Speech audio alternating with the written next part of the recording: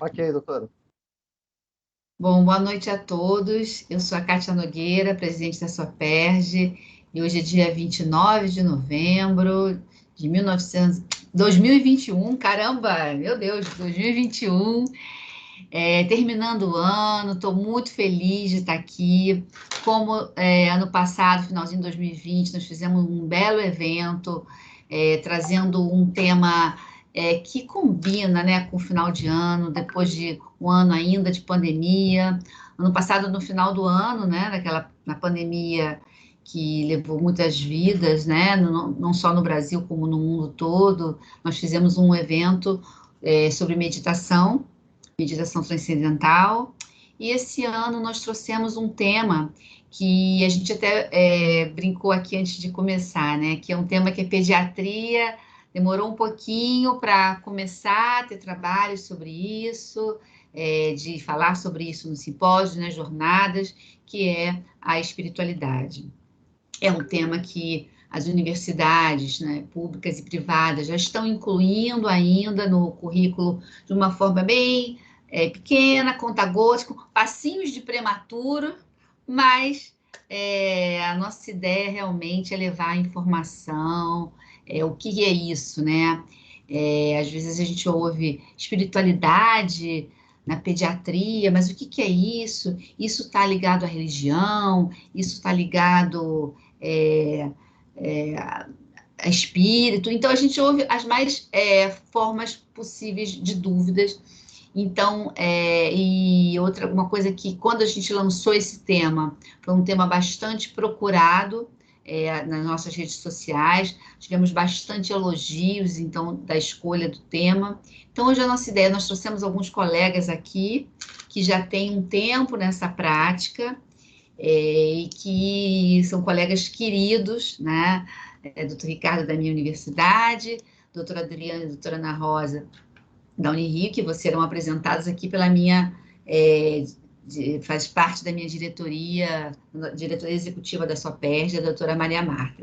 Então, antes de passar para ela, eu quero agradecer a disponibilidade dos professores de estarem aqui no finalzinho do ano com a gente, sabe, cansadas, né? Porque a gente já está querendo logo que acabe 2021 e volte e venha 2022 com novos cenários, né? De preferência vacinados e podendo fazer eventos presenciais da melhor forma possível e segura. Então, eu quero mais uma vez agradecer a presença dos professores, agradecer a plateia e dizer que vai ficar gravado sim, e que vocês, quem não puder assistir hoje, quem não puder estar aqui, quem está aqui, fale para as pessoas que não puderam, que vai ficar gravado, que depois pode ouvir até como uma forma até de um podcast mesmo, porque eu tenho certeza que vai ser uma noite muito profícua. Então, muito obrigada, e eu vou passar a palavra para a doutora Maria Marta, doutora professora Maria Marta, que além da diretoria executiva da SOPERJ, também é professora da Unirio, já foi diretora da Faculdade, né, de Ciências Médicas da Unirio. Então, muito obrigada, e Maria Marta. Então, boa noite. O tema dessa mesa é bastante interessante, é um tema necessário, um tema que já vem sendo discutido em outras sociedades, e na própria sociedade de pediatria já existem núcleos em outros estados, começando a esse debate. Eu tenho um prazer enorme de apresentar os colegas, Dr. Ricardo Bedirian, professor da Faculdade de Ciências Médicas da UERJ e da Faculdade de Medicina Estácio de Sá, da Universidade Estácio de Sá. É um colega também coordenador de curso, né, da Faculdade de Ciências Médicas, um colega que esse tema que me apresentou. Eu conheci o Dr. Ricardo exatamente quando nós iniciamos esta semente no curso de medicina, na escola de medicina da Unirio, e agora, então, indico os dois apresentando, professora Adriana Almeida e professora Ana Rosa Airão. Então, prazer redobrado, são 2 colegas da Unirio, da Escola de Medicina e Cirurgia, 2 que iniciaram em conjunto ao professor Júlio Tolentino, o trabalho de saúde e espiritualidade dentro da Escola de Medicina. O professor Bedirian tem uma disciplina optativa em seu curso, assim como o professor Adriano e a professora Ana Rosa também possuem essa disciplina optativa no curso de Medicina da Unirio. Então, bem-vindos todos, e passo a palavra ao professor Ricardo Bedirian para conduzir e moderar essa noite de hoje. Bom, boa noite a todas e todos. Agradeço o convite aí da Soperge para poder falar um pouquinho de espiritualidade. Eu acho que aqui sou o único não pediatra, então uma honra de estar entre vocês. A gente sempre aprende muito com os pediatras, né? Os melhores gestores que eu conheci são pediatras. Então, sem nenhum demérito aos outros, mas realmente, assim, a gente tem muito a aprender com vocês. E para iniciar, né, a gente queria delimitar um pouco, né, do que a gente está falando e por que a gente está falando desse tema. Porque, como já foi colocado, né, tem um interesse crescente na questão da espiritualidade e saúde e ainda muita incompreensão do que a gente realmente está falando, né? Com falsas interpretações, às vezes. Então, eu vou falar a partir de uns poucos slides para a gente poder entender qual é o enfoque, né? Bom, não sei se já apareceu para vocês. Apareceu sim, doutor. Pode continuar, por gentileza. De início, a gente precisa definir espiritualidade e tem uma série de conceituações. Tá? A conceituação que eu mais gosto é da professora Cristina Puchalski, ou Puchalski, como Adriano gosta de lembrar, né? Tem a pronúncia correta. E o que ela nos coloca? Que espiritualidade é um aspecto da humanidade que se refere a como os indivíduos buscam e expressam significado e propósito e a maneira como experimentam sua conexão com o momento, consigo mesmo, com os outros, com natureza e com o significativo ou sagrado. Então, primeira coisa que a gente tem que comentar dessa conceituação da professora Cristina, que é uma das grandes referências na área de espiritualidade e saúde, que é um aspecto de toda a humanidade. A gente pode ter uma falsa impressão inicial de que não, aquela pessoa é uma pessoa que tem espiritualidade, a outra não tem. Todo mundo tem espiritualidade, é um aspecto de todos os seres humanos. Ah, mas a pessoa é ateia, não importa. É só a gente debruçar nessa conceituação que a gente vai ver que tudo que está aí pode ser atributo de uma pessoa que não tem crença em nada sobrenatural, em Deus ou espírito e nada disso. Pode ter ou não. Por quê? Significado e propósito nas nossas vidas, todos temos, né? E muitas vezes nós temos sofrimento e até adoecimento por perda de significado e propósito. Conexão é algo que é fundamental. Para a gente ter saúde, a gente tem também que estar conectado, né? Com o momento, com nós mesmos, né? Com o nosso corpo, a questão da nossa mente, nossos pensamentos, com os outros, relações sociais saudáveis, também com o meio ambiente, a natureza. E a questão do significativo e do sagrado, significativo e sagrado podem diferir muito de um indivíduo para o outro, né? A ponto de que sagrado não é necessariamente o sagrado do sacro, do religioso. A gente pode ter o sagrado até mesmo numa profissão, uma pessoa que se devota de corpo e alma, entre aspas, a seu ofício profissional, pode considerar sagrado, por exemplo, o consultório, o hospital, uma sala cirúrgica e por aí vai. O sagrado pode diferir. O sagrado para uma pessoa pode ser a família, ou até mesmo pode ser o futebol. A gente vê que tem pessoas que dão um valor imenso para isso. É pessoal. E aí, onde a gente quer chegar com isso também?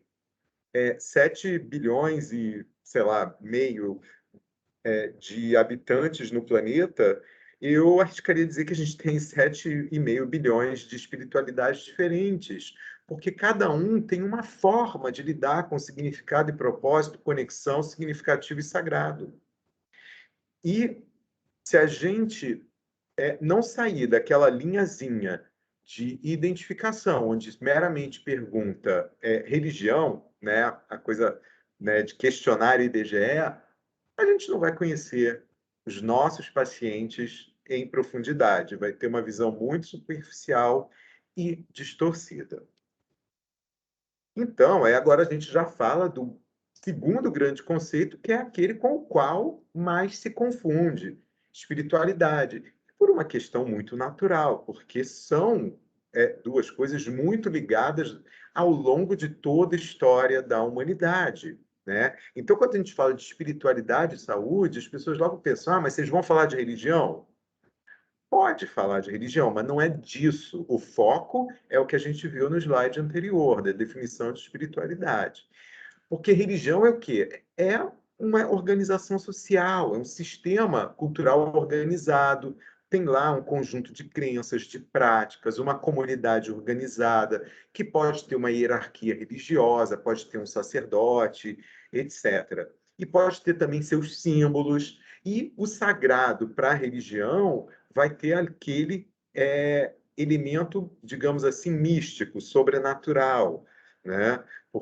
Que tem, né, toda a simbologia, por exemplo, a cruz, né, para religiões cristãs. Então, é uma coisa um pouquinho mais fechada. A gente vê por essa figura que a gente montou, que tem uma interseção com a espiritualidade, mas tem elementos que não necessariamente são da espiritualidade, que são essas coisas mais organizacionais, tá? Outro conceito é de religiosidade. E aí, religiosidade, ela é uma coisa muito mais pessoal. É a forma como a pessoa vivencia, né, e reflete a sua conexão com algum ser superior, alguma coisa superior à vida material, né? Então, tem uma interseção grande com religião, tá? Mas também tem uma interseção grande com a espiritualidade, tá? Então a gente vê que a gente tem aspectos de espiritualidade que não tem a ver com religiosidade e religião, assim como a gente tem para a religiosidade aspectos que não têm a ver com religião e não têm com espiritualidade, religião, idem. Quando a gente começa a falar de espiritualidade e saúde, a gente está falando desse conceito mais amplo e que pode atender a todos, independente de terem religião ou não, de praticarem sua religiosidade ou não.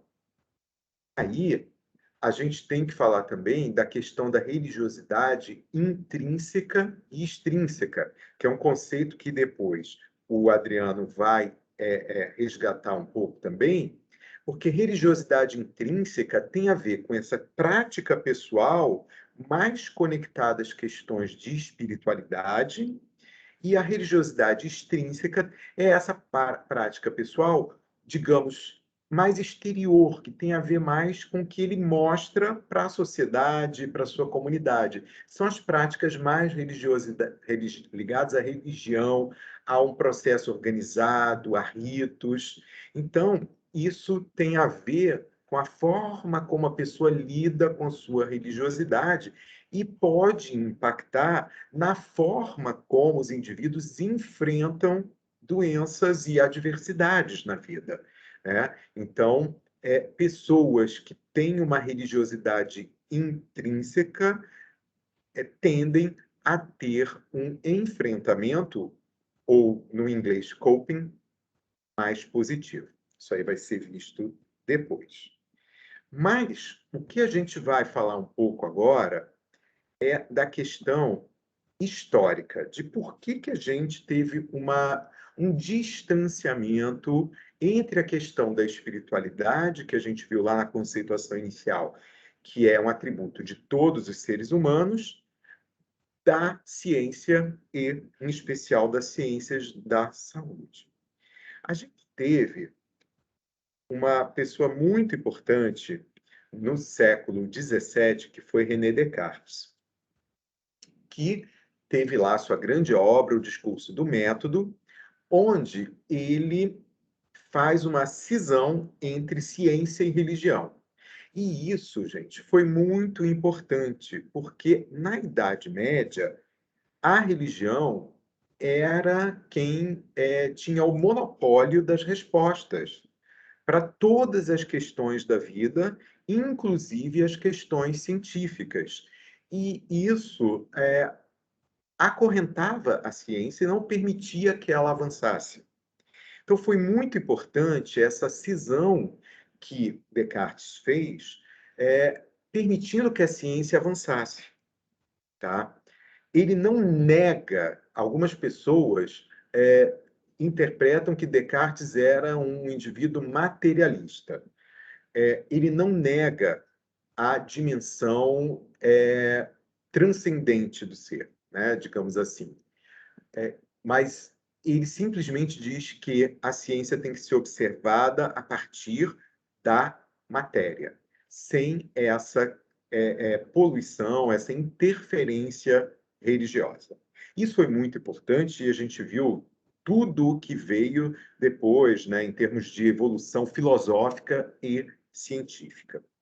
E uma outra figura importante é Flexner, que tem questionamentos, né, a gente pode comentar, mas ele foi uma figura muito importante no início do século XX para as escolas médicas, porque até o século XIX, apesar dos avanços da ciência, né, que vieram com o iluminismo, etc., o ensino da medicina ainda era muito empírico e pouco pautado em ciência.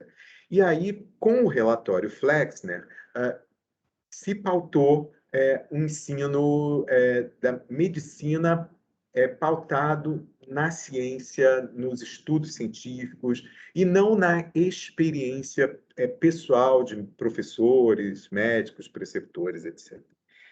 Qual a grande crítica ao método de Flexner? É que ele se limitava a observar a dimensão biológica, né?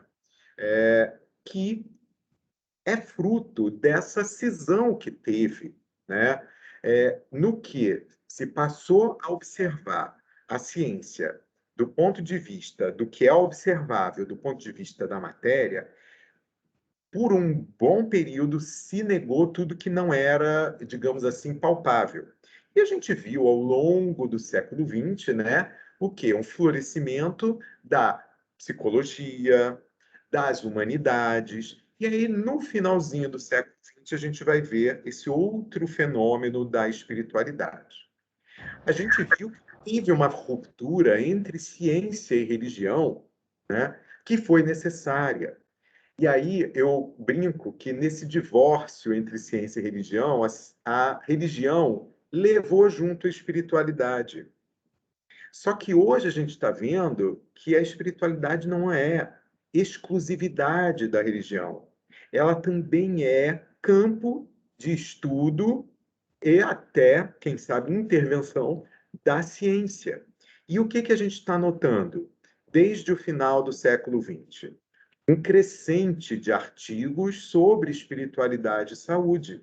Isso no PubMed, né? Revistas indexadas, confiáveis, a gente vê que de 1990, mais especialmente de 97 para frente, um aumento exponencial.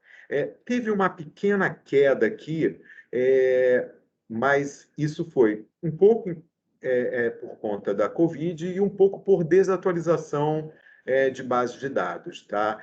Uma base mais atualizada já mostra que a queda em 2020 não foi tão grande, tá? Mas continua num nível elevado de publicações a questão da espiritualidade, tá?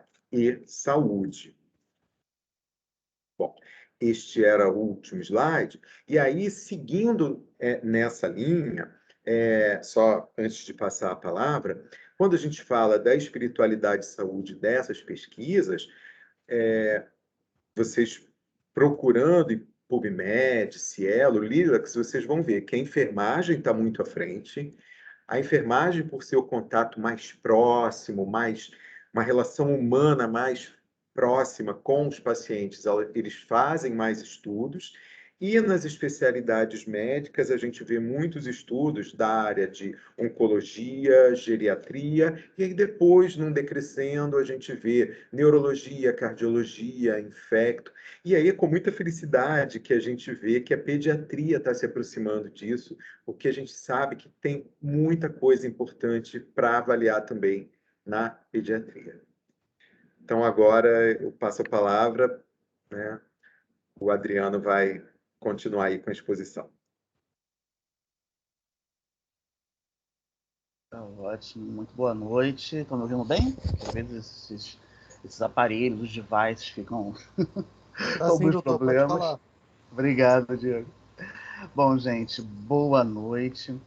Muito feliz de estar aqui participando desse espaço de conversa proposto pela Sopérgia, da Ciacate, Maria Marta. Eu vi aqui na lista de participantes aqui hoje com a gente, tem muita gente conhecida, né, companheiros que fizeram mestrado comigo, que já trabalharam comigo em outros locais. Como a Maria Marta colocou no chat, eu sou pediatra, sou neonatologista. E a gente caminhou para a área de saúde e espiritualidade, né, porque foi buscando novos desafios e tentar entender um pouco melhor algumas questões relacionadas à saúde, né? E por ser neonatologista, a gente termina vivendo dentro da terapia intensiva praticamente 24 horas por dia, né? E percebendo que um ponto importante não era abordado junto àquelas famílias e na terapia intensiva pediátrica junto àquelas crianças. E aí a gente vai estudar um pouco mais e vai chegar no campo da espiritualidade. Eu vou compartilhar uma apresentação para ir guiando alguns conceitos que a gente vai trazer agora. Muito bem. Eu acho que já dá dando para ver, né? Tá sim, pode continuar, doutor. Tela. Então tá ótimo. Bom, então, como a Maria Marta já falou, sou professor da Escola de Medicina e Cirurgia da Unirio, sou professor de neonatologia, e a gente, claro, também participa da disciplina de pediatria, na parte de semiologia pediátrica, né? E também professor da disciplina optativa de saúde e espiritualidade, como já foi colocado. E a gente hoje, vamos só tentar passar, ótimo.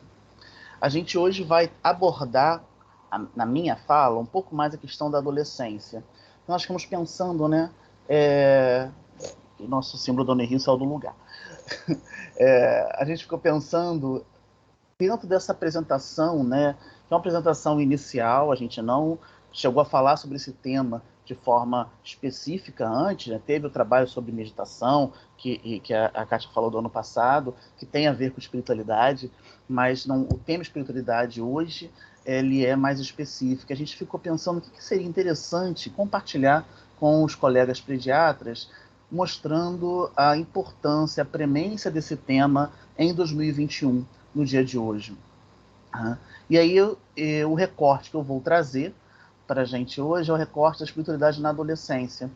Né? Nós vamos falar um pouco depois sobre sentido de vida, vou falar um pouco sobre espiritualidade na criança e vai trazer ao final alguns casos clínicos. Eu optei por trazer um recorte da espiritualidade na adolescência, verificando o porquê estudar esse tema na adolescência e qual é o impacto que nós temos na prática clínica. Bom, então a gente vai passar por alguns tópicos, eu vou revisitar alguns conceitos, ampliar alguns conceitos que Ricardo já trouxe para a gente. Vamos abordar a questão da adolescência, da espiritualidade na adolescência na prática e falar de bem-estar, de proteção ao abuso de drogas e proteção ao suicídio, né? São 3 temas que estão interrelacionados e, em particular, os últimos 2 temas, a gente acredita que são de extrema importância para quem lida com adolescente hoje. E aí, a Ricardo já apresentou esse conceito, a professora Cristina Kruszalski, como fala no Brasil, ou Puchalski, né? Eu gosto de lembrar, coitada, que ela tem um nome no seu idioma original. Então, a gente já apresentou isso, já falou da questão do significado, propósito e conexão, que a gente resume muito, eu gosto muito de resumir, que espiritualidade é a parte de todos os seres humanos que busca sentido para as suas vidas. Esse sentido é decupado em significado, propósito e conexão. Entendo muito significado como porquê, né? Qual é o motivo de eu estar aqui, realizando o que eu realizo, na jornada que eu estou atravessando. Propósito é um alvo, é para onde eu estou caminhando, é o para que eu estou realizando o que eu realizo hoje. E conexão com os outros não são apenas os outros, como o Ricardo muito bem falou, não são apenas as pessoas que estão à minha volta, mas a natureza, a realidade, os demais, até mesmo o transcendente. E quando o Ricardo fala da religiosidade, eu queria falar um pouquinho mais sobre a questão da religiosidade intrínseca e extrínseca, que a gente vai ver daqui a pouco, quando falar da espiritualidade no adolescente, que isso aqui faz uma diferença muito grande no entendimento da espiritualidade nesse grupo em particular. Então, a religiosidade intrínseca, repetindo, é aquela religiosidade que tem a ver com a internalização daqueles conceitos apresentados, aqueles princípios apresentados. É a religiosidade onde o indivíduo vive aqueles conceitos, se torna muito mais próximo do conceito de espiritualidade. Quando a gente pesquisa lá no PubMed, religiosidade e espiritualidade, muitas vezes eles estão em conjunto, os artigos trazem muito, né? Espiritualidade barra religiosidade.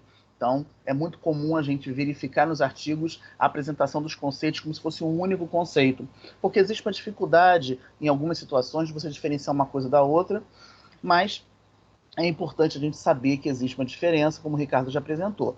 Então, quando a gente fala de religiosidade intrínseca, é aquela religiosidade que tem a ver com a vivência pessoal, tem a ver com o que cada um está vivendo daquilo que acredita enquanto significado, enquanto propósito, enquanto conexão.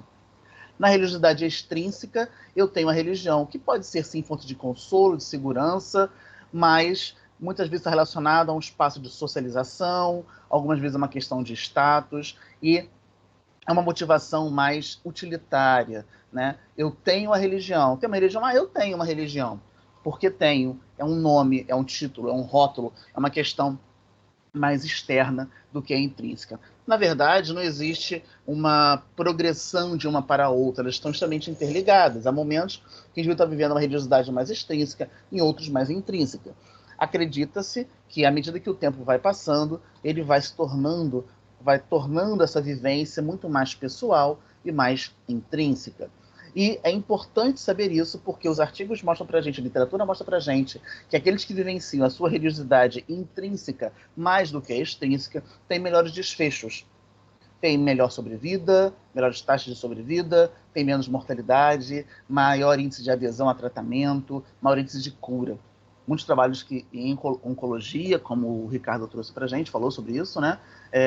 Mostram claramente que a religiosidade intrínseca tem um papel importante nos desfechos favoráveis. E aí a gente pode caminhar para um outro conceito, que é o coping, né? O coping religioso, o coping religioso espiritual, como a gente tem falado mais nos últimos tempos, é um conceito desenvolvido por Kenneth Pargament e é a utilização da espiritualidade, da sua religião, da sua fé, enfim, para o manejo do estresse.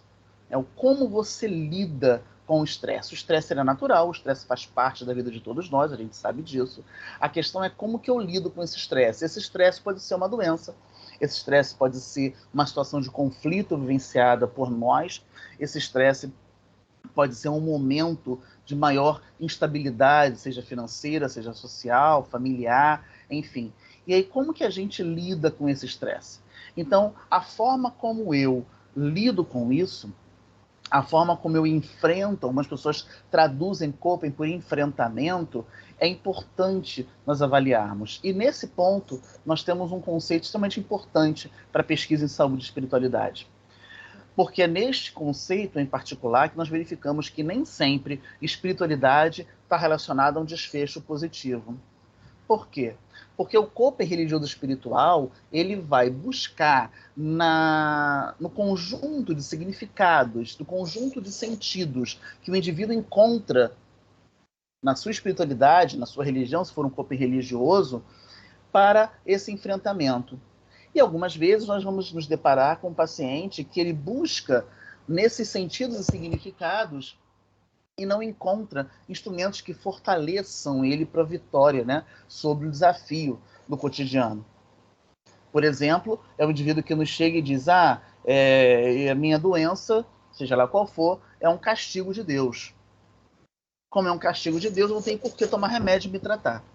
Isso nós consideramos, a partir da definição de Kenneth Pargament, que é um coping religioso espiritual negativo.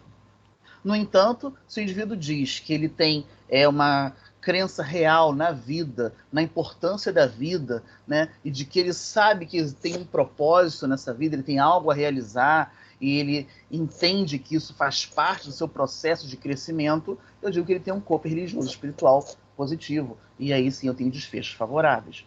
Então é importante a gente entender esses conceitos para entender alguns resultados que a gente vai encontrar na literatura médica. E aí, quando a gente vai falar sobre a vivência religiosa do adolescente, que é o recorte que a gente está trazendo para aqui, a gente vai encontrar alguns trabalhos, esse trabalho da revista de psicologia do IMED, lá do Rio Grande do Sul, fala da religiosidade de adolescentes brasileiros, mas ele repete, de certa forma, os resultados encontrados na literatura norte-americana, né? Onde aspectos mais extrínsecos, quando você avalia a escala de religiosidade desses adolescentes, possuem médias mais baixas. Enquanto, quando eu olho aspectos intrínsecos da realidade, eu tenho médias mais altas. Então, o adolescente parece ter um predomínio de uma vivência mais pessoal da religião do que a vinculada às instituições religiosas. E essa resposta, né, esses dados são extremamente importantes para nós entendermos o comportamento do adolescente frente à vivência religiosa e espiritual. É muito comum nós ouvirmos que o adolescente ele não se interessa por religião. Ele não deseja ir ao templo religioso, seja a religião qual for. Por quê? E aí a gente vai entender que, em verdade, quando você avalia o paciente, o nosso adolescente, ele possui pontuações mais altas nos aspectos intrínsecos, nos aspectos de religiosidade intrínseca, ou seja, na vivência mais pessoal da religião. Então, para ele é mais importante entender, compreender aquele conjunto de significados e sentidos, entender aquelas conexões com algo que faz parte da sua jornada e viver aquilo pessoalmente. Isso é muito mais importante do que a instituição religiosa, do que a religião enquanto sistema institucional. E isso nos ajuda a entender, não apenas como profissionais de saúde, mas até como pais, muitas vezes, né? E aí a gente ganha argumento, a gente ganha espaço de argumentação com esse nosso adolescente. Então, esse é um fator muito importante. Quando a gente pesquisa um pouco mais, a gente vai encontrar na literatura alguns trabalhos que avaliam a relação de adultos jovens e adolescentes com religiosidade, espiritualidade e o estado de bem-estar, ou estado de saúde que eles apresentam. A gente encontra esse trabalho maravilhoso de Shane Vanderville. O professor Vanderville, ele é do Instituto de Saúde Pública de Harvard.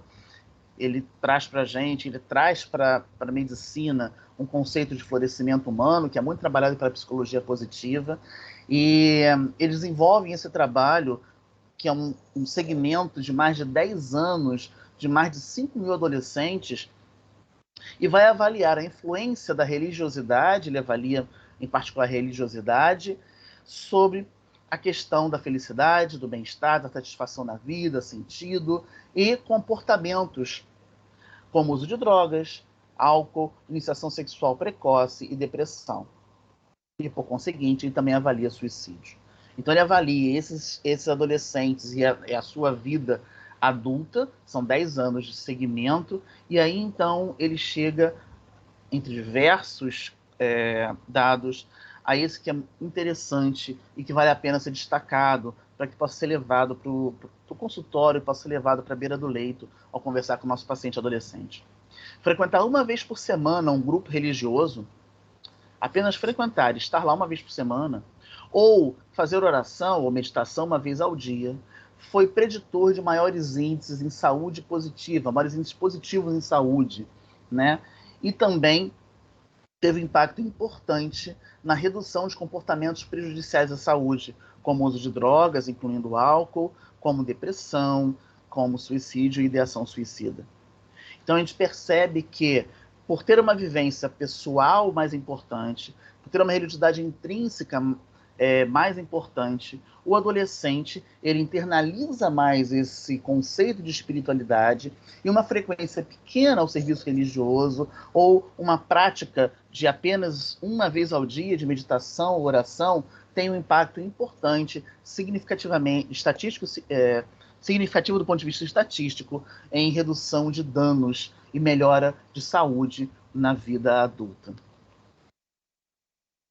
E aí a gente vai avaliar 3 pontos importantes que a literatura mostra para a gente. Um é sobre bem-estar e qualidade de vida. E um pouco do porquê que isso acontece, né?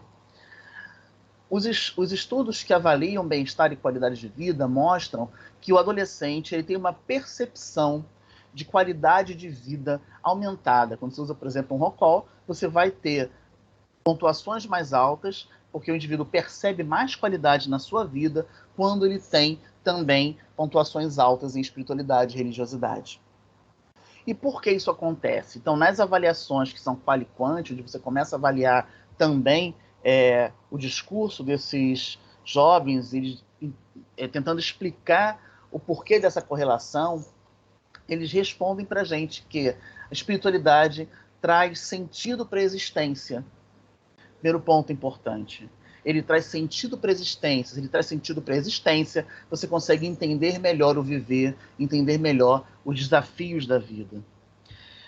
Compartilha crenças e visões de mundo com aquela comunidade onde ele está inserido. É a conexão da espiritualidade. E nós sabemos que o adolescente, ele prima pela vida compartilhada, pela vida em grupo. Então, isso é um fator importante. A gente sabe que... Opa! O que aconteceu aqui? Parou minha apresentação para vocês? Não, tá aparecendo que... Não, normal. Engraçado. Para mim, sumiu a apresentação. Já sei o que houve, peraí. Pronto. Foi, tá bom? Tá aparecendo, né? Sim, doutor. Ok. Tá sim. Então, espiritualidade vai fortalecer os laços sociais, a sensação de pertencimento a essa comunidade, e isso está aliado à proteção, promoção e recuperação da saúde nos nossos adolescentes. A questão do uso de drogas. Espiritualidade, por ter essa relação importante com a vivência pessoal desses jovens e por mostrar sentido de vida, sentido de existência para esses adolescentes, apresentam para ele um tipo de recurso, que é um recurso que eles têm, eles identificam neles mesmos esse recurso. É um recurso que faz com que o uso dessas substâncias, das drogas, ou mesmo o abuso de drogas, seja reduzido, porque eles percebem um recurso que pode ser utilizado no enfrentamento dos conflitos e desafios. E aí, então, quando a gente avalia níveis de bem-estar, autoeficiência, autorrespeito ao corpo e mente, eles estão em níveis mais altos. E se eu tenho, então, um indivíduo com maior percepção de produtividade, de eficiência e de maior respeito a seu corpo e a sua mente, ele termina se afastando e se inibe o uso de drogas. Outro ponto importante que está relacionado à vivência da espiritualidade, à proteção contra o uso de drogas, é a questão da autorregulação. Existem fatores de autorregulação em relação ao estresse, ao conflito, a questão do ambiente social onde ele está, e isso faz com que ele consiga ter uma administração desse estresse, e isso tem impacto na dependência. E aí um ponto, chegando já ao final da nossa fala, tem a ver com a questão do suicídio. A gente sabe, né, que existem dados alarmantes em relação ao suicídio na infância e adolescência. Com a pandemia, isso se intensificou. E aí, os vários estudos já vêm mostrando, desde antes da pandemia para a gente, a relação de espiritualidade com a prevenção de comportamentos de risco para esse adolescente, e com a redução de ideação suicida e o suicídio em si. Os estudos mostram que espiritualidade entra como fator de proteção porque permite que esse nosso adolescente tenha uma maior sensação de bem-estar, tem mais flexibilidade cognitiva, consegue ter mais resiliência. A questão da conexão promove redes de apoio e são crenças culturais, religiosas que promovem a autopreservação. São pontos que estão relacionados à prevenção ao suicídio, mas não só. O trabalho de Andrade mostra para a gente alguns fatores protetivos relacionados à espiritualidade que eu gostaria de trazer, compartilhar com vocês agora no final da nossa fala. Quanto mais religioso, ele avalia religiosidade, mais atraído pela vida esse adolescente é. Existe um efeito importante de espiritualidade sobre saúde mental em qualquer faixa etária. E isso também se apresenta no jovem adulto e no adolescente. Então, tem um aumento de emoções positivas. Eu tenho um aumento da promoção de virtudes como perdão, gratidão, paciência, honestidade. Né? A gente tem alguns estudos muito significativos mostrando como essas virtudes, essas emoções positivas têm um impacto importante sobre a redução de depressão, a melhora do paciente deprimido com redução do uso de medicamentos antidepressivos e reduzindo, então, ideação e suicídio na população em geral, mas isso também se repete no adolescente. Além disso, a gente tem a questão do apoio social, das conexões que o adolescente percebe como importantes para o seu processo de crescimento enquanto pessoa, e isso reduz a solidão e a sensação de isolamento. E religiosidade intrínseca é fator protetor para a prevenção de ideação suicida. E se o nosso adolescente possui uma religiosidade mais intrínseca, ele vai ter um benefício maior desse fator de proteção. E para fechar, para encerrar, a gente traz essa fala, está lá na conclusão desse artigo, que nos diz que numa sociedade cada vez mais hiperconectada, automatizada, com pouco espaço para incursões no universo do próprio indivíduo, cada vez menos você trata do indivíduo, fala com o indivíduo tem a possibilidade de meditar, tem possibilidade de refletir sobre a sua vivência pessoal dentro da jornada louca do mundo cotidiano. Religiosidade e espiritualidade pode ser um convite para que eles estejam em contato com eles mesmos, encontrando seus próprios recursos, e aí então a gente consegue uma promoção real de saúde. Queria então agradecer e convidar para a gente ouvir a professora Ana Rosa, né? Ricardo, estamos todos seus.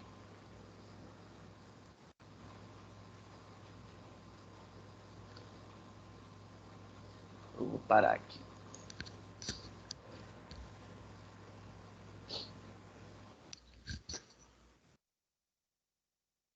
Okay, obrigado, Adriano. Ana Rosa vai falar, então, agora de anamnese e falar de alguns casos clínicos, não é isso? Isso, vamos compartilhar algumas experiências, porque eu acho que a prática também vai clareando um pouco como é que esses conceitos eles podem ser usados no nosso dia a dia. Também vou compartilhar uma apresentação. A apresentação é breve. Na verdade, eu não organizei como casos clínicos no modelo tradicional, mas a gente também pensar num compartilhamento mais de experiências, né? Já entrou para vocês? Sim, doutor. Ah, obrigada. Ana. Então, vamos começar. Tem um coisinha, um cíliozinho no meu olho. Então, olha aqui. A gente está falando, né? Da onde que a gente está falando? Já falaram aqui para gente como Ricardo já falou, Adriano também já falou sobre a questão da espiritualidade. E a gente nem sempre consegue, às vezes, imediatamente fazer uma transcrição, digamos assim, uma transferência dos artigos, que são, na sua maioria das vezes, artigos publicados com estudos em adultos, com pessoas mais velhas, às vezes, né, com maior idade, e a gente pensar um pouquinho como é que isso pode entrar na pediatria, porque é mais do que você só aplicar, né, esses conceitos na sua conversa com a família. É também valorizar a autonomia do nosso pequeno paciente. Os adolescentes nem tão pequenos assim, mas é valorizar a pessoa, né? Então, a Cristina Puchalski, a gente já trouxe essa definição, mas a gente pensar nessa questão de busca de significado, de propósito e conexão. A criança, né, o indivíduo, quanto mais jovem, menos independência ele tem para fazer, digamos assim, as suas escolhas, né? Os pais,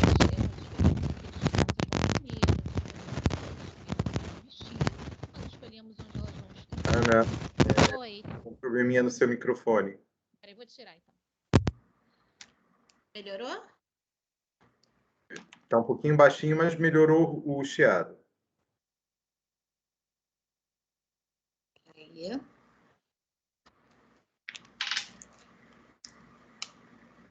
É que eu não estou ouvindo vocês, só um minutinho. Agora melhorou. Vocês estão me ouvindo agora? Fala de novo, Ana, por favor. Oi, estão me ouvindo? Agora sim. Tá Tá ótimo. bom. Então, assim, nós pais escolhemos, né, o que as crianças vão fazer, o que elas vão vestir, o que elas vão comer, onde elas vão estudar. E nós esquecemos, às vezes, eu falo nós pais, porque a gente se inclui nisso, né? Por mais que a gente seja profissional, a gente tem as nossas questões no nosso dia a dia, que aquele indivíduo ele tem características pessoais. Apesar da criança crescer com uma influência muito grande do ambiente, ela traz a sua subjetividade. E a gente precisa pensar que outros aspectos, então, além dos aspectos que habitualmente a gente cuida e olha, né, aqueles que vão estar relacionados mais, digamos assim, explicitamente à saúde, precisam também ser vistos. Então, só para a gente pensar aqui um pouquinho, por que o pediatra ele é muito central, né? Ele é muito importante nesse processo. Numa sociedade onde a gente vive muitas questões relacionadas, embora de forma politicamente correta, o discurso seja de proteger a criança, de incluir, de ouvir, de privilegiar a autonomia do adolescente, de ajudá-lo a se desenvolver, a gente ainda vive uma sociedade, no dia a dia, muito individualista. E quanto mais problemas sociais surgem, mais o individualismo vai se fortalecendo, e a gente vê isso agora nessa época de Covid. Então, os pediatras são aqueles que podem dar voz à necessidade também das crianças e adolescentes nesse sentido, porque eles não têm ainda autonomia. A gente sabe que quanto mais velho, com acesso às redes, isso hoje tem ficado cada vez... eles conseguem se comunicar, se expressar de uma forma maior, mas eles não têm lugar de fala em grandes conselhos, em grandes fóruns que realmente decidem questões relacionadas à legislação, que decidem questões relacionadas a programas de saúde, programas de escola. Então, nós que somos pediatras, podemos trazer essa voz para as crianças e para os adolescentes. A Associação Americana de Escolas Médicas diz para a gente, assim, isso é uma dos destaques que eles trazem, de por que estudar isso na faculdade de medicina, por que estudar isso na residência e por que nós nos atualizarmos nesse sentido, né? A gente pensar na questão da busca individual. tudo que diz respeito ao indivíduo que eu estou acompanhando é importante para que eu possa ajudá-lo na sua promoção de saúde, na sua promoção integral. Tudo que é importante para a criança e para o adolescente, é importante que eu consiga, de alguma forma, me conectar para que eu possa, assim, ter uma noção, um olhar mais amplo sobre aquele comportamento, sobre aquela realidade, sobre o que ele está vivenciando.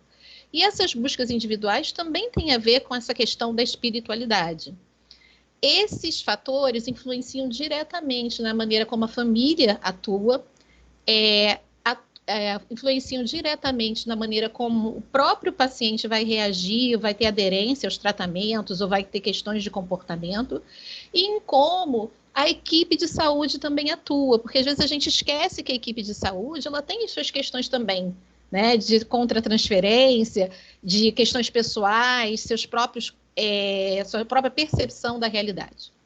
Então, Edgar Morin, que é um dos grandes filósofos da nossa época, ele apresenta para a gente duas grandes revoluções intelectuais que aconteceram no século XX. A abordagem analítica, né, que foi o Ricardo apresentou aqui para a gente, e a necessidade cada vez maior da gente sair dessa questão analítica e caminhar para uma abordagem sistêmica. Isso, muitas vezes nós médicos nos colocamos um pouquinho fora dessa questão de integrar os saberes, e às vezes ficamos só numa abordagem analítica ou clássica. Ainda estamos assim usando muito o método cartesiano para poder organizar nossas condutas, para poder organizar a nossa maneira de gerenciar nossa ação. E a gente precisa cada vez mais mergulhar nas questões que têm a ver com a humanidade. Jung dizia que o médico tinha que ser um cientista filósofo. Então, a gente precisa pensar, referente aos grandes desafios que nós vamos enfrentar daqui para frente, porque eu sou neurologista infantil, fiz pediatria, depois fiz neurologia infantil. E a gente não se engane, porque a gente vai ter toda uma geração que vai lidar durante muitos anos com as questões que vão ficar do Covid, do isolamento, das questões de saúde mental, e isso a gente vai precisar trabalhar. Então, esses aqui são saberes que a gente... São assuntos básicos que são importantes para a gente poder ler. Eu vou falar um pouquinho sobre a anamnese espiritual.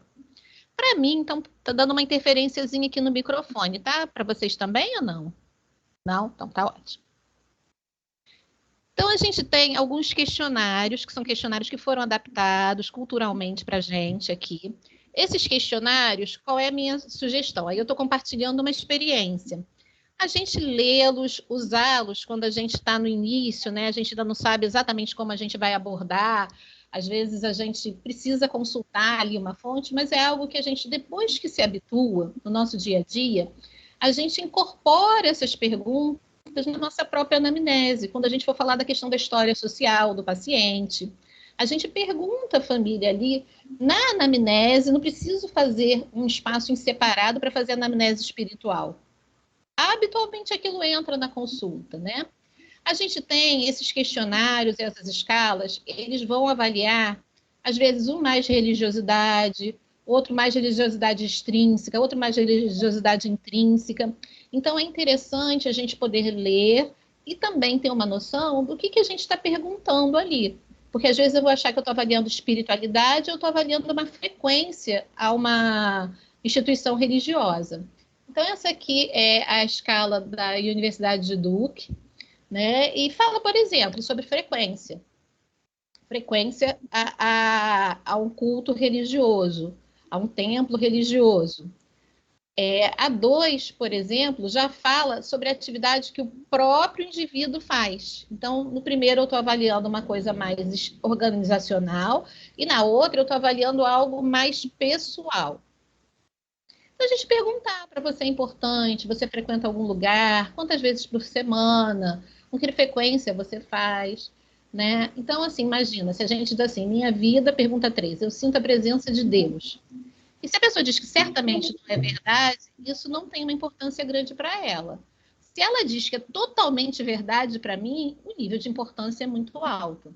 Né? E isso aqui a gente conversa com os adolescentes que já sabem responder, é claro que a gente tem as questões da família, dos adolescentes. A criança, quanto menor ela é, ela não tem ainda um pensamento concreto, a gente questões abstratas são difíceis, a gente vai sabendo que quanto menor a criança, mais ela absorve do comportamento e da vivência familiar, das atitudes que a família traz frente à doença, frente às práticas de saúde. Então, as questões religiosas do ambiente familiar são muito preponderantes. Quanto mais velha a criança fica e vai desenvolvendo pensamento concreto, ela mesma vai construindo as suas próprias inferências sobre o tema. Então, se ela frequenta um culto religioso, né, se a família leva ela para algum lugar, aquelas informações elas vão se construir no dia a dia dela. Tem um outro questionário, que é o questionário o FICA, né? Porque ele tem um acróstico, né, dos temas. Então, se, por exemplo, a fé, você se considera religioso, espiritualidade? Se você não é, o que você dá significado à vida para você, né?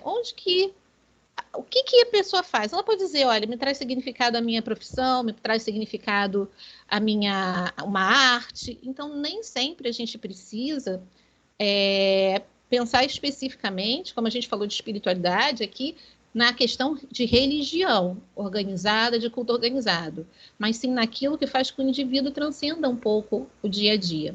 A importância que o paciente dá.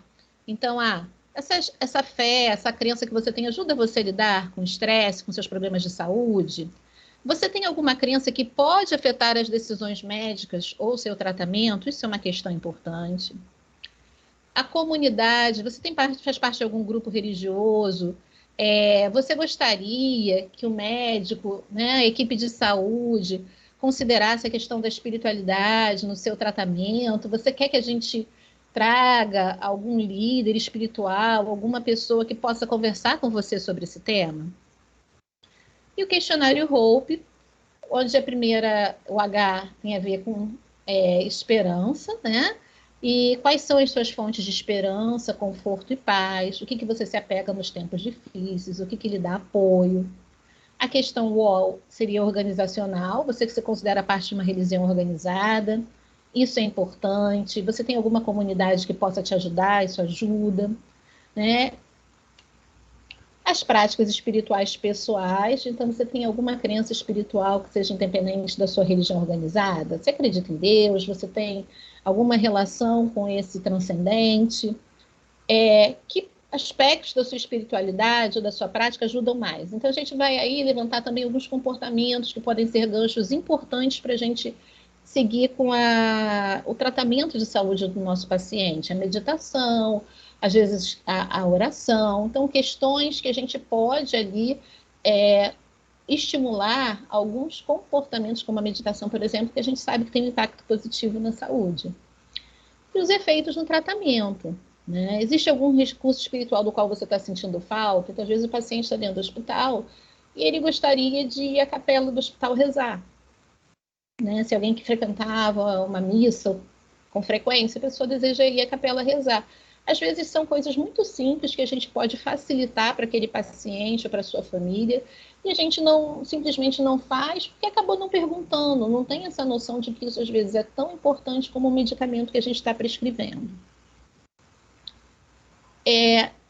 Isso aqui, assim, não basta a gente apenas aplicar os questionários, isso também é importante. Por que a gente hoje acha essa live assim maravilhosa? No sentido de que a gente possa dizer para as pessoas que não basta a gente ter uma curiosidade, nós somos médicos. Então, nós precisamos ter embasamento científico, ler e saber até como a gente usa esses recursos, esses questionários. Por quê? Porque, assim, mensurar a espiritualidade é uma coisa muito complexa. Muito difícil eu conseguir mensurar o que vai dentro do indivíduo, o impacto que aquilo tem no dia a dia dele. Então, é muito mais fácil a gente mensurar a religiosidade extrínseca, por exemplo. A religiosidade intrínseca já é um pouco mais difícil, mas se tenta. Mas a espiritualidade mesmo é muito difícil. Então, eu tenho que não agir só como um curioso. Eu preciso, como um profissional de saúde, com base na ciência, pensar em que instrumentos de avaliação eu estou usando, de acordo com a faixa etária, que estratégias eu estou usando, se esse instrumento é validado, não posso pegar qualquer questionário da internet e aplicar. E a gente precisa saber que tem várias questões envolvidas aqui. Adriano falou do coping religioso, espiritual, religiosidade extrínseca e intrínseca. A gente tem o próprio bem-estar do indivíduo. Então, tem trabalhos mostrando que espiritualidade é um preditor de felicidade para as crianças, independente do humor que a criança tem, né? E, às vezes, a religião também traz estresse. Então, se o indivíduo acha que ele está sendo castigado por Deus, se ele acha que a doença é um castigo, e aí ele pode, na verdade, a religião não nos ajudar no sentido de promover a saúde, sim pode estar promovendo o adoecimento. E como é que a gente aborda esse struggle, né, que o Dr. Pargament traz tão bem, que a Adriano citou aqui, ele que desenvolveu o conceito de coping religioso? A gente precisa estudar. Então, estudar a espiritualidade é importante, faz diferença na vida do nosso paciente, precisa ser aprendido, e a gente pode ensinar também para os nossos alunos, nossos residentes.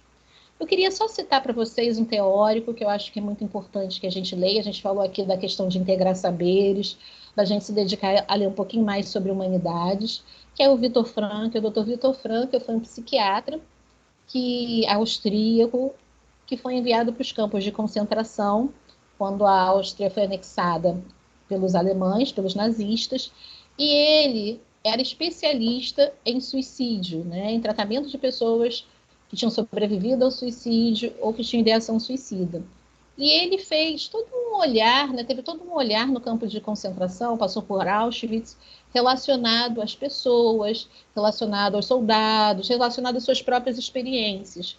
E esse livro ele escreveu em algumas semanas após ele ter sido libertado dos campos de concentração. Então é um olhar médico e um olhar muito vivo sobre essas questões que a gente diz assim que são limites, né, do indivíduo. Você está no campo de concentração, é uma situação limite.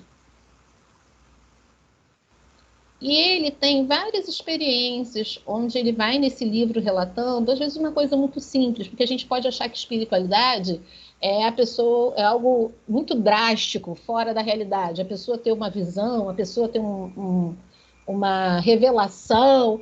E não, espiritualidade é o que está acompanhando a gente no dia a dia. Então ele fala o seguinte, quando ele chegou lá, e o livro é muito bom, vale a pena que todos aqui leiam, e ele percebeu, porque ele não sabia até chegar lá o que estava acontecendo, que ele teve o corpo depilado, um número tatuado, e que ele nunca mais foi chamado pelo nome, ele só era chamado pelo número quando chamado, porque às vezes nem chamavam, só tacavam uma pedra para chamar a atenção dele. Ele encontrou no bolso do uniforme que ele recebeu de um outro prisioneiro que já tinha morrido, um papelzinho com a oração, uma oração judaica muito importante, que os seus pais tinham ensinado ele a rezar. E ali, naquele momento, ele teve uma compreensão de que a vida pedia a ele muito mais que ele aplicasse o que ele tinha estudado do que que ele ficasse preocupado com um artigo que ele estava escrevendo, um livro, um trabalho científico que ele estava fazendo, que era algo que movia muito ele, era muito importante para ele. Então, aquele insight ali ajudou ele a pensar sobre as questões que nos dão sentido, né? O que fazia com que as pessoas não se suicidassem ali no campo de concentração? A maior parte das pessoas ali não se suicidava. O que fazia as pessoas não irem para o fio, que era a cerca eletrocutada, né? A cerca elétrica, não serem eletrocutados? Ele estudou isso, ele acompanhou isso ali no dia a dia, ele perguntava para as pessoas, e ele chegou à conclusão que quem tinha maior possibilidade de sobreviver era aqueles que tinham uma razão para ir em frente, que tinham um porquê de seguir, apesar da grande adversidade na qual eles viviam. E ele fala, né, que com ele mesmo, ele ali, qualquer papel que ele conseguisse, um papel de pão, ele ia tentando manter aquele artigo dele, escrever o trabalho dele, para ele tentar reconstruir o que tinha sido perdido. Os nazistas jogaram fora logo no primeiro dia que ele chegou, riram dele quando ele chegou lá com aquele papel, achando que ia estar no interior, podendo escrever um artigo. Então, ele falando que a próprio olhar dele para que ele pudesse assim, manter o trabalho dele ativo foi importante para a sobrevivência dele. E ele cria, então, a terceira escola de psicologia austríaca, que é a logoterapia, que trabalha com a vontade de sentido. O ser humano, ele tem nos seus valores básicos vontade de ter sentido, de sentido a sua experiência, sentido para a sua vida. E aí ele fala que a maior pergunta que a gente deve fazer não é o que a gente espera da vida, mas o que a vida ainda espera de você. Então, é uma base teórica excelente para que a gente trabalhe. Ele fala muito, logo depois do final da Segunda Guerra Mundial, de uma epidemia de depressão e suicídio que deveria acometer a juventude na Europa, exatamente por causa da falta de sentido, né, no dia a dia. Então, são artigos que parecem escritos para hoje. E aí a gente pensar, depois que a gente fez a anamnese espiritual, depois que pensamos sobre tudo isso, como é que a gente vai agir? Primeiro, a gente precisa ter limites éticos. Né? As questões religiosas, elas são delicadas, nem sempre a gente vai conseguir abordar. Às vezes o que a gente vai oferecer é a empatia da gente, a compreensão. A gente pode aproveitar a questão da espiritualidade para a saúde preventiva. A Adriana falou muito aqui sobre a questão do adolescente, da questão do suicídio, da saúde mental. A gente pode incluir isso, né, ajudando as pessoas a encontrar um significado maior, que é o que o Viktor Frankl fala. Você, apesar do sofrimento que é inevitável, se a gente consegue dar um significado para aquele sofrimento, ele é mais fácil dele ser administrado e realizado. Ajudar as pessoas a usar os recursos que elas já têm, que são os recursos espirituais, da melhor forma. E a gente pensar no nosso plano de tratamento, incluir as técnicas de meditação, a questão do brincar, que é onde a criança constrói o seu simbólico, a gente ter espaço para o brincar, para que essas crianças possam ali, de alguma forma, trabalhar os seus medos, as suas questões relacionadas ao que transcende, relacionadas às suas fantasias até, né, e ressignificar a realidade, e o suporte da comunidade. Ter preocupação na equipe de saúde com relação à contratransferência. Então, muitas vezes, a gente vai reagir a questões ali que estão acontecendo, não vai se dar conta. Então, a gente precisa ter um espaço de reflexão dentro da equipe de saúde, seja individualmente ou coletivo, se for coletivo é maior. E a gente tem uma abordagem aberta e não dogmática sobre o que o paciente nos traz, porque isso aqui é muito importante, a abordagem é centrada na pessoa. O ator principal é o paciente, e no caso da criança, o paciente com sua família, né? Aqueles que estão com ele. Eu vou encerrar minha apresentação, e aí eu vou, só para vou compartilhar aqui alguns relatos, algumas histórias que a gente pode ir discutindo aqui juntos. Então, obrigado por me ouvirem. Eu vou abrir, porque de repente, a gente vai contando as histórias e surge alguma pergunta também que a gente possa responder relacionado a isso. Então, como é que a gente faz isso no dia a dia? Os alunos me perguntam muito, né? Como é que a gente vai usar isso na prática? Então, primeiro, é claro, depende da faixa etária da criança. Então, com relação à família, a gente sempre vai abordar, né, perguntar, ao menos na anamnese social, se eles têm alguma religião, frequentam algum grupo religioso. Então, por exemplo, uma criança que estava internada na enfermaria do HUGG com uma síndrome genética, a criança já estava com 2 anos, e desses 2 anos ela só tinha ficado 3 meses em casa.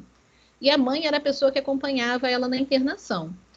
A mãe está também há quase 2 anos internada junto com a criança, ali naquele contexto hospitalar. Ela saiu da casa dela, ela acompanha o filho, uma mãe muito cuidadosa, muito assim, envolvida no tratamento do seu filho.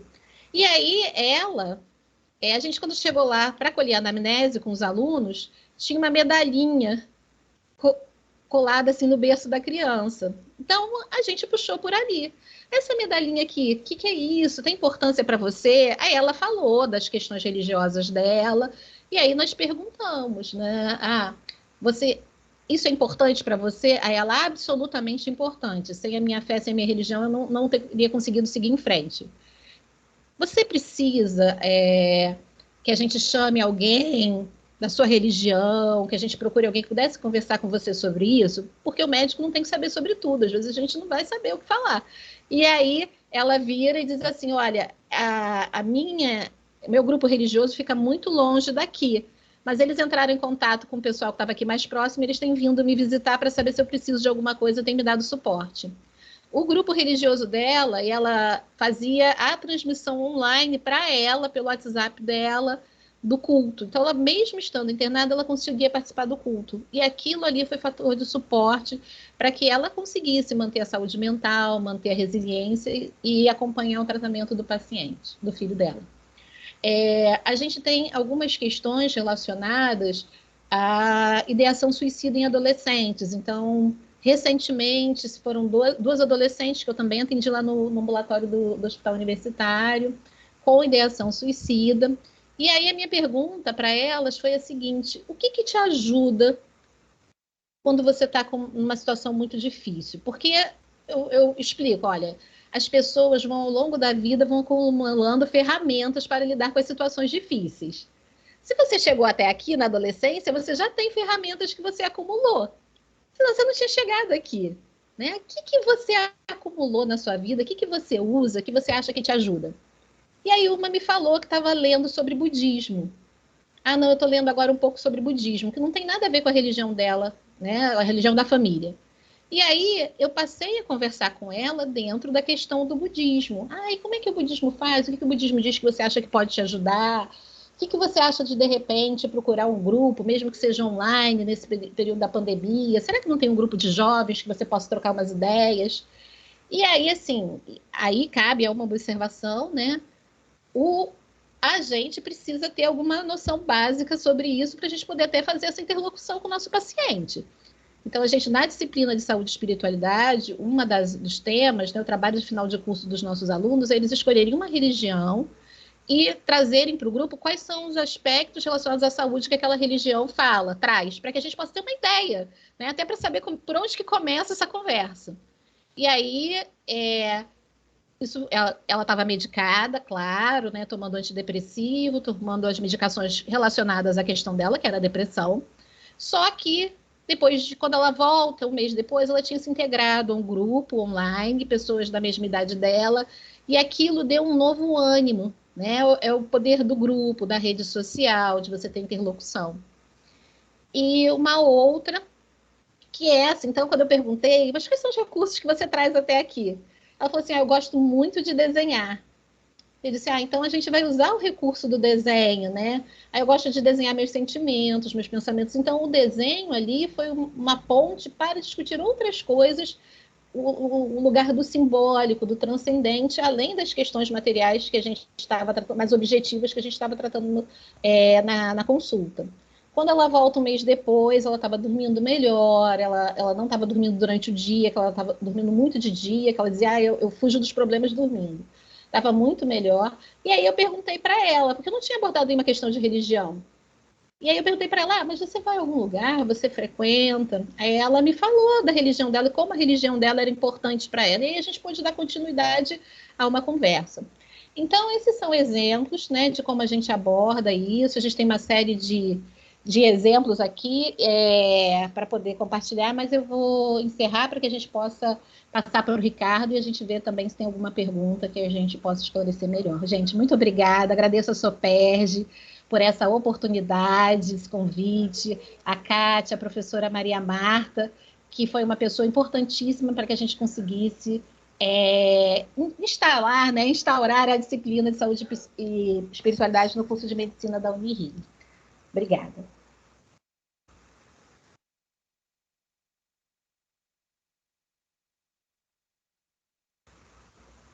Ricardo, Ricardo está aí? Eu não estou vendo aqui. Estou aqui, sim. Tudo bem? Então, não sei se temos perguntas do pessoal que está nos assistindo. Acho que ninguém colocou, né? Quanto do isso... chat não tem. No chat não tem. Bom, eu acho que tem um mundo de coisas, de possibilidades para a gente discutir acerca de espiritualidade na pediatria. A gente até trocou uma ideia antes, né, ao longo desses dias que precederam a live de hoje, né? Então,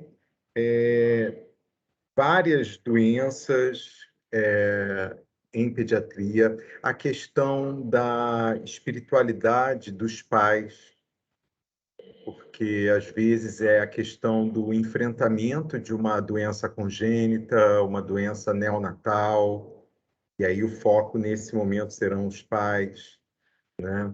Então, tem esse aspecto também, a questão dos recursos que se pode oferecer, né? A gente também tem uma questão de promover o autocuidado em crianças e adolescentes, né? Vocês, de certa forma, falaram disso quando falaram de prevenção de suicídio, mas não é somente isso, né? Autocuidado como um todo. Então, a gente tem crianças com doenças crônicas e que precisam ter autonomia de se cuidar. E a espiritualidade, com certeza, entra aí como adjuvante, né? E também, acho que repensar todos os nossos conceitos de espiritualidade, porque se a gente já teve que repensar a espiritualidade dissociando de religiosidade e religião, pensar em espiritualidade na infância é também colocar a questão sob uma nova perspectiva, né? Porque quais são os horizontes de significado e propósito na infância, né? Então, muito naquele universo infantil, muito na questão das relações familiares, do ser querido, etc.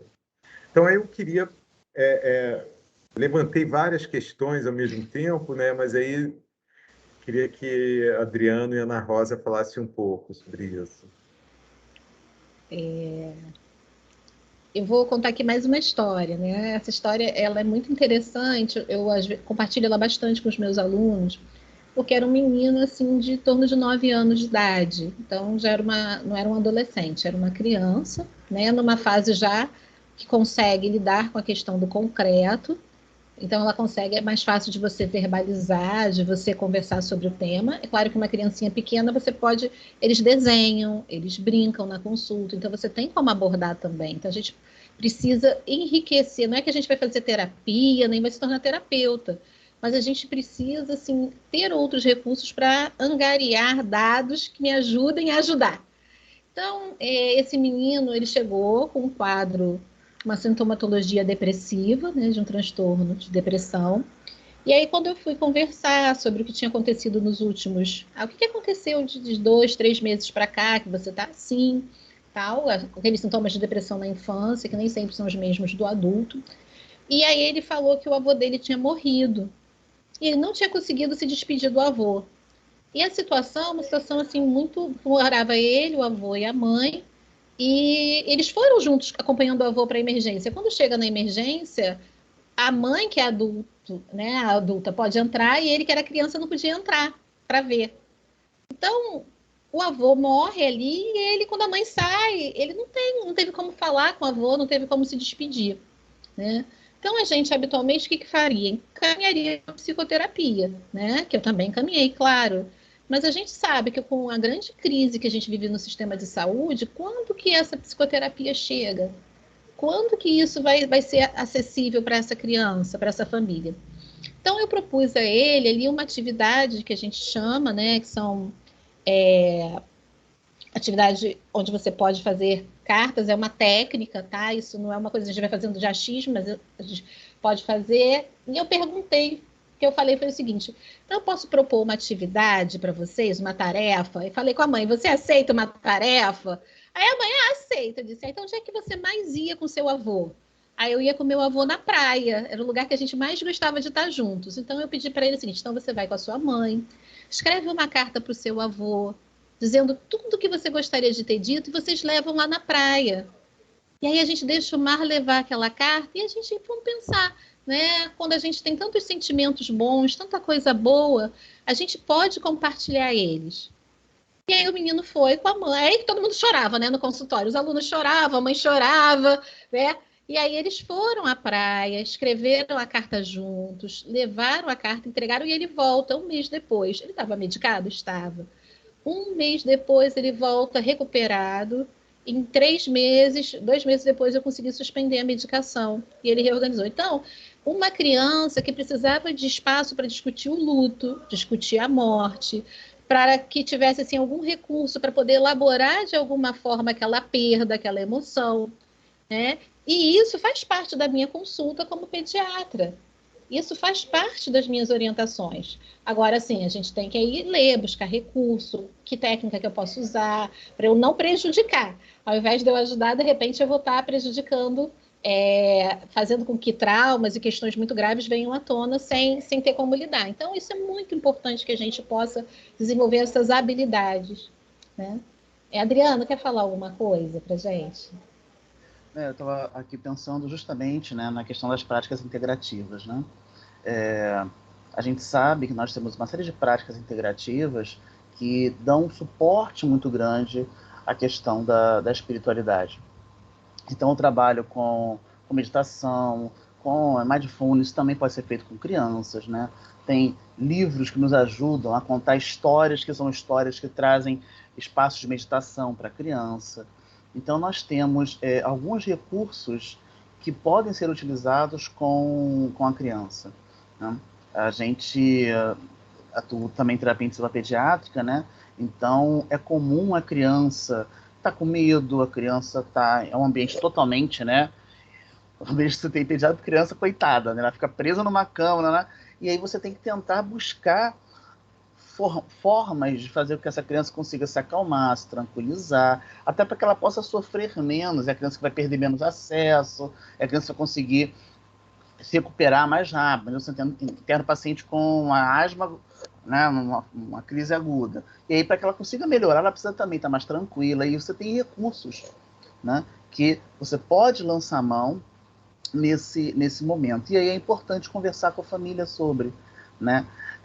Às vezes a família traz esse recurso com ela, mas não é dado espaço para a família.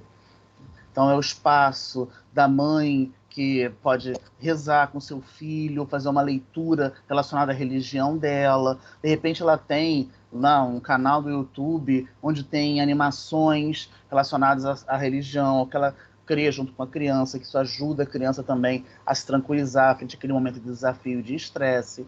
Então é preciso a gente abrir esse espaço.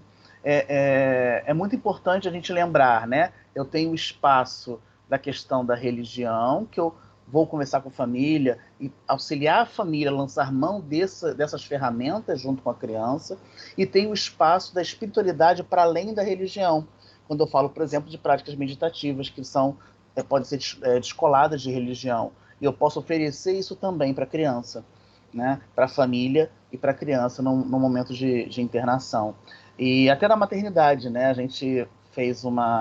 gente vai tentar amanhã retornar, né? Amanhã a gente retorna às aulas práticas com os nossos alunos de saúde e espiritualidade, graças a Deus. Então a gente leva os alunos a colher a história espiritual, na amnésia espiritual, nas enfermarias do nosso hospital, incluindo a pediatria, incluindo a maternidade. A gente também já levou grupos de alunos à maternidade, e aí a gente vai conversar com a mãe daquele bebê, né? E aí é importante a gente também abordar esse momento que, para muitas das mães que chegam no nosso hospital, que é um hospital universitário, público, né, federal, nós temos mães com muitas dificuldades, questões financeiras graves, conflitos familiares importantes, né? Muitas vezes mães que são, soropositivas para HIV e a família não sabe. Então são momentos em que você pode lançar mão desse conteúdo, lançar mão dessa busca da coleta da história espiritual dela e verificar de que maneira a gente pode auxiliar também. E aí, se eu consigo reduzir o estresse dessa mãe nesse momento, né? Na mãe que pode amamentar, por exemplo, ela vai poder amamentar melhor, ela vai começar a ter uma produção boa, a liberação daquele colostro, a transição daquele leite materno. Eu consigo melhorar para o meu paciente, que é o bebê. Eu não vou analisar a espiritualidade daquele recém-nascido, mas se eu trabalho isso com a mãe, eu também consigo atender melhor o meu paciente, que é o recém-nascido. Então, são formas da gente chegar nessa questão da prática, né, de como que a gente desenvolve isso. E tem literatura, né? É importante a gente lembrar disso. Existe literatura científica para isso. Claro que em pediatria a gente está tendo um crescimento agora, né? Muito impactada pela questão de depressão, ideação suicida, tem muito trabalho voltado para isso, e também os trabalhos mais antigos relacionados à questão oncológica, né? Pacientes com câncer. Mas existe uma literatura também em pediatria sobre isso e que é importante a gente buscar. Eu queria falar, eu sou Moreno, pediatra, e estava ouvindo você falar, assim, queria só colocar, assim, consultório aqui na ilha, assim, com essa questão do Covid, né, e quando a colega falou do luto, de vivenciar o luto, eu tive um caso no consultório de uma criança de 7 anos, que a mãe teve Covid, mas antes da mãe ter, um mês antes, o tio, que era muito ligado à mãe, era irmão gêmeo, teve Covid e em uma semana ele faleceu. E aí a mãe da criança também internou com Covid. Então, depois que a mãe teve alta, a criança ficou, né, claro, perdeu o tio e conviviam juntos. E a ameaça de perder a mãe, né? E essa mãe teve alta, voltou para casa, mas entrou em depressão, enfim. Mas aí tinha uma tia, né, que era uma pessoa religiosa, assim, independente da religião, e que foi quem me procurou até para ajudá-la, né, no caso da criança, e também, né, assim, de como lidar com a situação. Então, eu acho muito interessante esse tema ser abordado, né, porque nós, como pediatras, somos clínicos de criança, né, e nós pegamos todos os tipos, né, de patologias, quer sejam físicas, quer sejam de origem mental, em todas as idades. E acho que até muito acentuado agora, não só pela Covid, pelo excesso, o uso abusivo das telas, né? Eu tenho pego muitas crianças no consultório com distúrbio do sono, com ansiedade, com assim, né? Então a gente tem que estar muito atento para tudo isso. Então, assim, eu queria só fazer esse comentário e parabenizar seus colegas e saber que agora tem esse tipo, a gente tem esse viés porque a gente precisa muito disso, né? Porque é bom saber que tem essa literatura e que a gente pode recorrer para poder lidar e ajudar, né? Porque o papel do pediatra, né, é muito, não é só prescrever, não é só fazer o diagnóstico, é também orientar, né? E, então, é isso. Eu queria fazer esse comentário porque é um tema que eu achei assim, muito interessante. Eu custei um pouquinho a entrar, talvez tenha perdido, mas ainda peguei assim, o principal. Eu não podia deixar de fazer um comentário. Parabéns a Kátia também, né, pela de mais esse tema ser abordado para ajudar os pediatras todos no nosso dia a dia. Então, Moreno, eu ia te chamar, que eu vi que você abriu a câmera aí. Muito obrigada aí pela sua participação e compartilhar um caso real com a gente.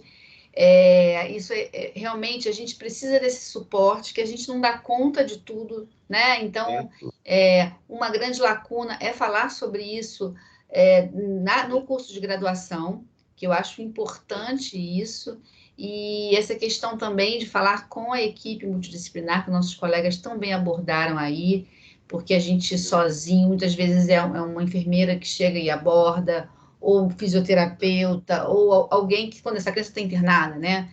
Quando você está no consultório, alguém da família podendo te ajudar também ali, trazendo mais suporte. Eu acho super importante. Eu já convido Ana Rosa, Adriano e, quem sabe, Ricardo, a escrever um boletim da SOPERJ, escrever para o boletim da SOPERJ, né, um artigo sobre isso, dando algumas bibliografias, porque muitas vezes a gente não sabe nem aonde procurar, né? E eu acho que a gente hoje aprendeu demais, né? Algumas palavras como ressignificar, né, Maria Marta? Como espiritualidade não é religião. Eu me vi aqui, vocês falando, né? Eu vi aqui, eu quase que tendo que pedir desculpas. Olha, gente, meditação transcendental não é religião, sabe? Eu estou falando aqui de uma prática de conexão. Então, o quanto que as pessoas têm preconceito também? A gente está com uma sociedade muito reativa, né? Quando a gente vem falar sobre isso, nossa, lá vem a galera do Paz e Amor. Gente, a gente está falando de ciência também, né? A gente está falando de conexão com o paciente. Nós somos médicos, né? Eu já falei algumas vezes aqui, assim, nas minhas falas em termos aí que eu participo, e até com os meus alunos também, que existe uma questão do currículo oculto que nos obriga quase a ser duros, a ser rígidos, de não entrar naquela história de ver a doença, de ter um distanciamento, imagina, das questões do paciente. Claro que você não vai chorar ali junto com o paciente toda a questão, mas você tem que ter empatia, você tem que ouvir e você tem que ajudar ao máximo aquela família, aquele paciente que está ali. Bom, agora eu vou dar uma rodada de falas aí, né? A gente já chegou no 8h30. Eu quero dar uma rodada aí dos nossos colegas aí para participar. Obrigada, Moreno. Muito obrigada pela sua participação e obrigada aí pelos elogios. E eu quero convidar aí todos para fazer a última rodada, mas eu quero começar com a Maria Marta. Ela não é palestrante, mas eu quero começar essa rodada com ela. É só agradecer, né, que a gente já ouviu. Eu comentei agora recente com vocês, quando a gente começou a conversar sobre isso, dentro da escola de medicina, eu passei a incluir na minha anamnese dados sobre a religião, Eu perguntava muito superficialmente, mas era alguma coisa que às vezes eu esquecia. Então, eu só digo a vocês que hoje faz parte rotineiramente sobre, na minha anamnese, fazer alguma pergunta que aborde como que aquela família tem, se ela tem algo no que ela crê, no que ela aposta, né? E o que eu expliquei foi que eu já recebi agradecimentos por incluir a pergunta. Eu acho que tudo que é novo, a gente tem que estudar. Então, a gente tem que ler. Não é necessariamente, como a Ana Rosa falou, começar a falar da religião se a gente não tiver base. Mas os artigos estão aí. Perdoar faz bem pra caramba para quem perdoa, mais até, eu acho, do que quem é perdoado. Então, acho que tem muita coisa dentro de uma anamnese, dentro de uma sala de consultório, numa enfermaria, numa emergência, que tem para a gente abordar. Então, a gente já viu isso, já conversou, as pessoas vêm agradecendo que a gente vem perguntando ou se importando sobre isso. Então, é por aí, acho que a Soperj está de parabéns, doutora Kátia. Gostei de ter aceito, acho que o tema é transversal às especialidades, ela está em todas, tá? Obrigada mais uma vez, Ana Rosa, Adriano e Ricardo Beijiriano. Obrigada, Maria Marta. Adriano, faça as suas considerações, por favor. Primeiro, agradecer a Kátia, agradecer a Soperj, em nome da, né, representada pela Kátia nesse momento. Eu acho que é um ganho muito grande para os pediatras começarem a refletir mais sobre esse tema, né?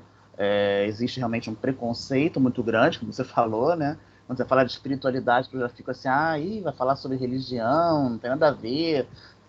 E não é isso, a gente sabe que não é isso, é uma vivência do indivíduo, é uma parte do indivíduo, independente se ele tem religião ou não, isso é muito importante. E tem um dado muito rico que eu acho que todo mundo precisa estar atento, né? Ele viu o que a Maria Marta acabou de colocar. O professor Harold Koenig, ele fala para a gente, ele tem um trabalho que ele mostra, né, que praticamente 80% dos pacientes desejam que seu médico, ou profissional de saúde, de forma geral, toque nesse assunto. Eles desejam, a imensa maioria deles deseja que o seu médico fale sobre as questões relacionadas à espiritualidade, né? Eles esperam isso do seu médico. E, por outro lado, a maior parte dos médicos dizem que gostariam de falar sobre isso, mas não falam. Não falam porque não se sentem treinados o suficiente para isso, não sabem como falar, têm medo de impor suas crenças religiosas.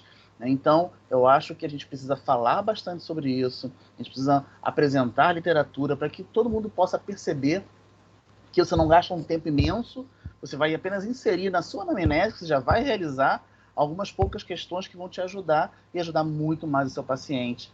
Vão atender uma expectativa do seu paciente, né? Isso fortalece com certeza também a relação médico-paciente, fortalece a conexão com o seu paciente. Então, eu acho que é pensar mais sobre isso, discutir mais sobre isso, e, claro, a gente está à disposição para colaborar com a Soperj, para estar aqui mais vezes, conversando mais, tirando mais dúvidas sobre esse tema. Mais uma vez, obrigado. Obrigada, Adriano. Ana Rosa, suas palavras. Olha, como todos, né, eu quero agradecer. Nós trabalhamos em diversos lugares, estamos sempre ensinando também de alguma forma, né? Sempre está passando um acadêmico do nosso lado, um residente. Então, para a gente poder pensar que a gente também precisa aprender um pouco mais e trazer, nem que seja levantar o tema nos nossos espaços de ensino, de compartilhamento de conhecimento, né? Uma residente veio me perguntar de um dos locais onde eu trabalho: o que vocês vão falar nessa live da Soperge? É sobre religião que vocês vão falar? Aí eu disse assim, não, a gente vai falar sobre as questões científicas que o impacto da espiritualidade está comprovado traz para a saúde do paciente. Mas eu nunca ouvi falar sobre isso. Então, realmente, né, a gente privilegia o nível, os assuntos que a gente precisa dominar, né, conhecer como médico, são infinitos. Então, a gente, às vezes, vai privilegiar aquilo que está mais à mostra, que é o nosso dia a dia. Mas é um convite hoje para todos os nossos amigos que a gente se atualize, que a gente veja assim, que não se está falando de nada que é extraordinário, nem fora do conhecimento médico que a gente precisa ter. E que a gente vai, ao longo do tempo, percebendo que é como qualquer outra atividade que a gente teve dificuldade no início de incluir. Você vê Maria Marta falando aqui, foi excelente, né? Às vezes a gente não sabe como vai falar, a gente fica com vergonha, será que eu vou falar certo? Mas à medida que a gente vai ganhando experiência, trocando experiência com os amigos, lendo sobre o tema, a gente vai conseguindo caminhar para abordar isso de uma melhor forma, de forma que a gente possa fazer mais vínculo, auxiliar melhor o paciente. Então, vamos abrir um pouquinho, né, a nossa cabeça. A gente está aberto, o médico ele precisa ser um cientista, e o cientista só existe se ele for curioso. Se ele só permanecer onde ele está, a gente não constrói conhecimento novo, não tem ciência que avance. Então, olha, eu posso não aceitar, né, mas se isso é importante para o meu paciente, eu preciso estudar. A consulta não sou eu o ator principal ali é o meu paciente. Então, a gente manter a cabeça aberta, curiosidade, auxiliar na construção de um conhecimento científico sólido sobre o tema, é muito importante para o futuro também dos nossos... eu falo sempre pequenos pacientes, mas a gente sabe, eu lembro dos adolescentes maiores que eu. Pois é. Tem paciente de 1,80 m. Importante para eles. Gente, obrigada mais uma vez. A gente está à disposição para colaborar, né, no que for possível. Muito obrigada, Ana. Obrigada pelas palavras carinhosas. Obrigada aos dois palestrantes. Foi excelente. Agora eu quero convidar para fazer o fechamento o Ricardo e agradecer realmente muito por você estar aqui com a gente, Ricardo. Você foi um precursor desse tema na UERJ. Sei que tem espaço também lá em Estácio, das duas universidades onde você é professor. Eu sei que no final de curso é correria, né? O coordenador da graduação deve estar com 1.000 WhatsApps, 1.000 e-mails, 1.000 solicitações, e você está aqui com a gente. Mas eu sei, você queria pediatras, nós trouxemos os pediatras, mas é muito importante as suas palavras como coordenador e com experiência mesmo. Muito obrigada pela sua generosidade de estar aqui com a gente nesse final de ano, na Soperge, né? E você será sempre muito bem acolhido pelos pediatras, tá? Gente, Obrigada. eu que agradeço muito aí, é uma felicidade estar aqui com vocês falando desse tema, que para nós é muito caro, né? A gente está aí há alguns anos já construindo isso, né? A cardiologia saiu um pouquinho na frente, né? Por circunstâncias da cardiologia brasileira, mas eu acho que a pediatria tem tudo para deslanchar nessa questão de espiritualidade e saúde, assim, por toda a visão, né, diferenciada que os pediatras têm em relação à atenção à saúde, né?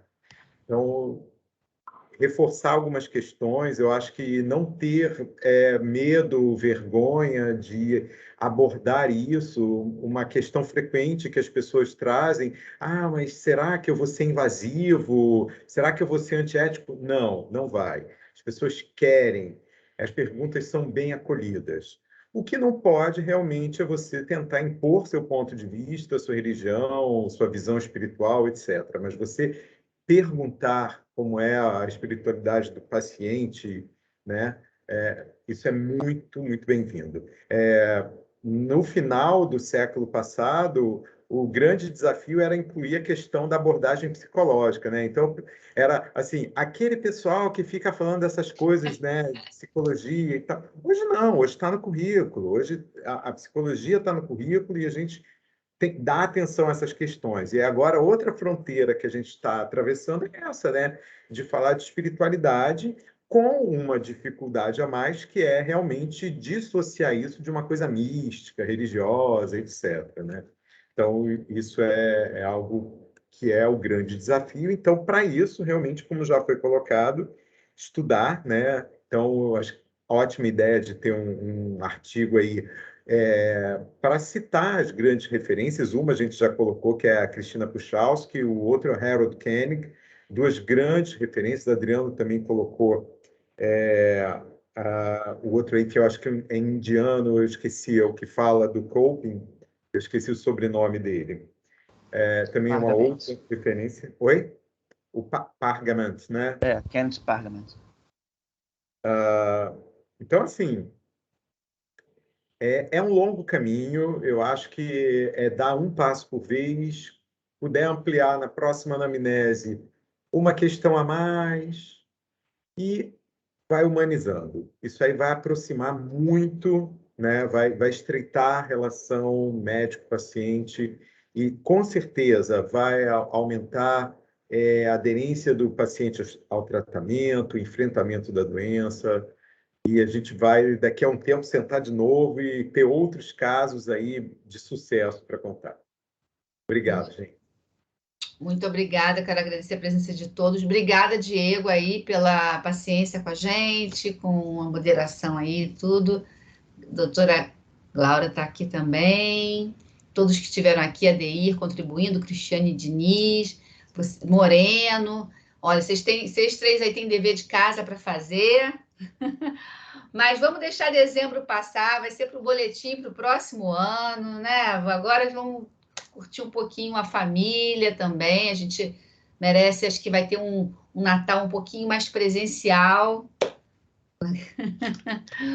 Então, eu quero realmente agradecer novamente a vocês. Parabéns pelas aulas, parabéns pelas explanações e muito obrigada pela generosidade aí de vocês compartilharem aqui com a gente, tá? Muito obrigada. Parabéns, boa noite a todos. Boa noite. Doutores, obrigado. Estou encerrando a Boa gravação. Boa noite, obrigada.